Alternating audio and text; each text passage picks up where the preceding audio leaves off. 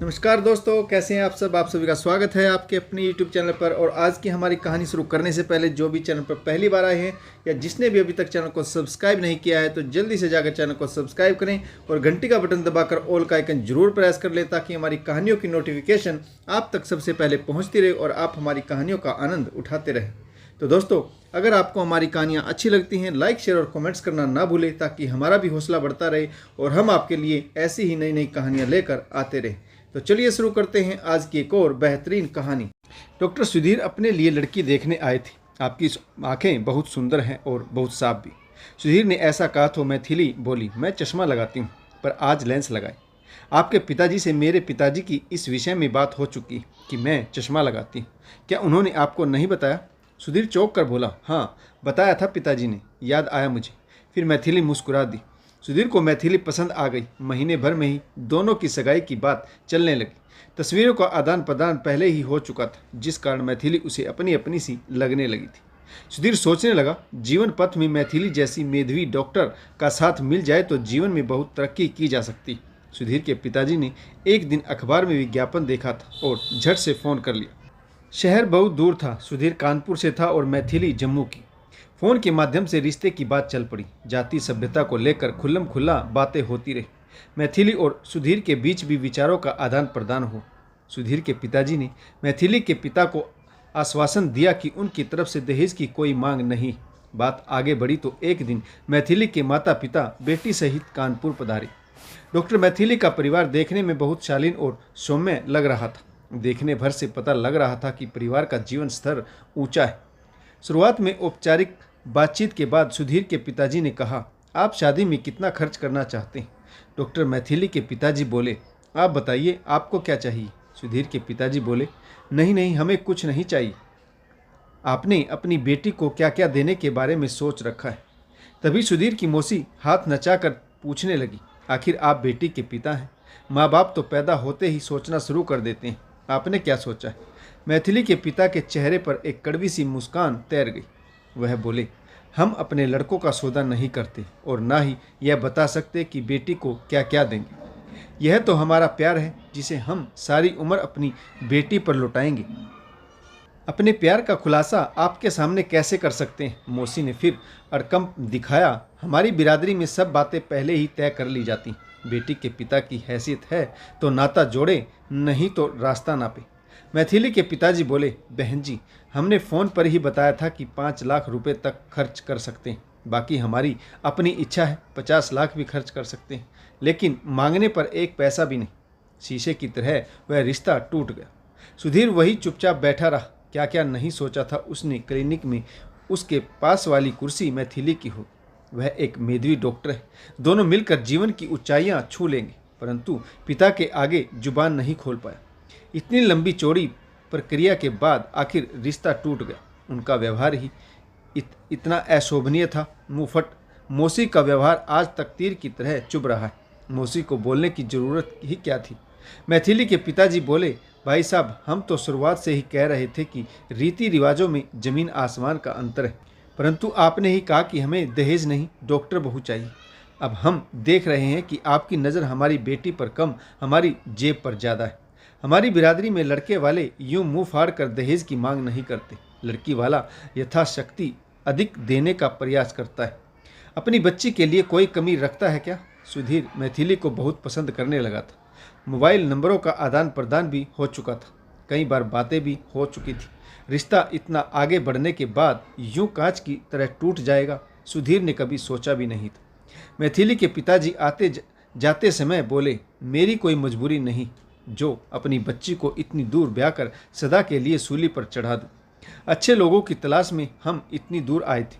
आपने बार बार बुलाया था, वरना हमारी बिरादरी में लड़कों की कमी नहीं। हमें क्षमा कीजिए। और वे चले गए।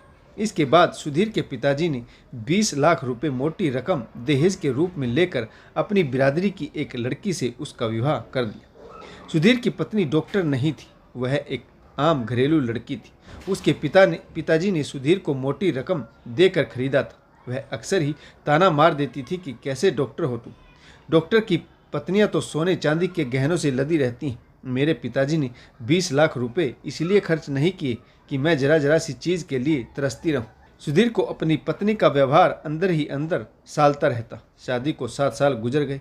सुधीर आज 2 बच्चों का पिता है। वह न तो अपने पेशे के प्रति ईमानदार रह पाया और न ही अपनी अंतरात्मा के प्रति अच्छा इंसान बनना चाहता था। 7-8 साल पहले उसके मन में कैसी लगन थी। सोचता था एक सफल होम्योपैथ बनेगा, अपने ही फील्ड की लड़की से शादी करेगा। लेकिन आने वाला कल हमें 1000 बार रुला सकता है, सैकड़ों बार शर्म से झुका सकता है।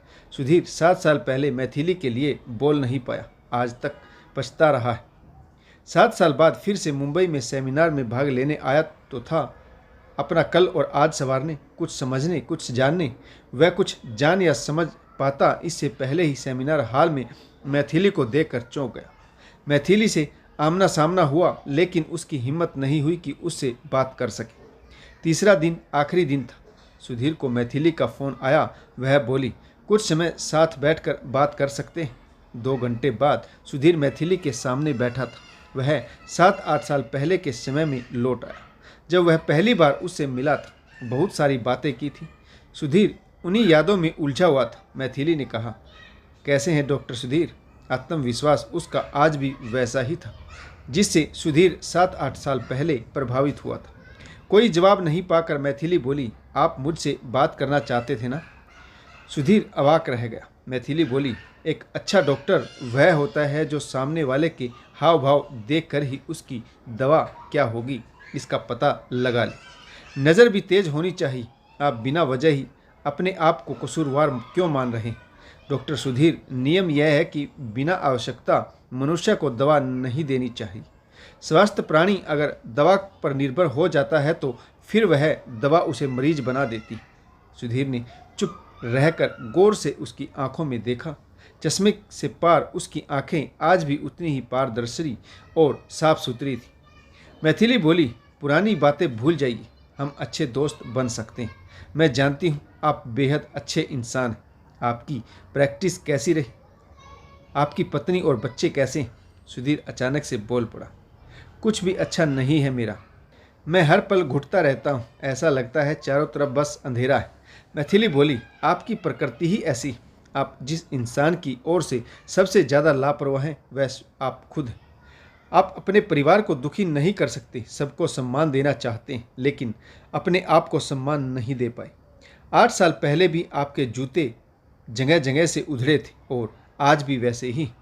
अपने कपड़ों का ख्याल आपको तब भी नहीं था और आज भी नहीं। क्या आप केवल पैसा कमाने की मशीन भर हैं? पहले माँ बाप के लिए बोली लगाने की चीज़ थे, अब परिवार के लिए। क्या आपकी अपनी कोई अहमियत नहीं है?